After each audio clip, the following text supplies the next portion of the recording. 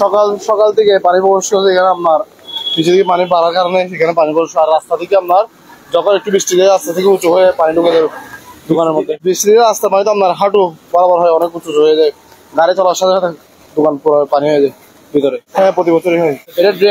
ড্রেনে হয়তো ময়লা আবর্জনা জমছে ওই জন্য এরকম অবস্থা।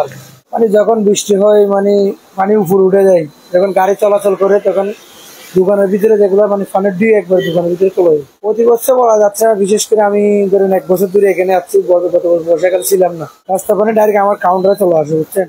প্রতিদিন রাত্রে বা দিনে যখন প্রচুর পরিমাণ বৃষ্টি হয় তখন আপনার এখানে আমাদের কাউন্টারে পানি চলে আসে। কষ্ট তো হচ্ছে, কিছু করার তো না, বর্ষাকালের দিন।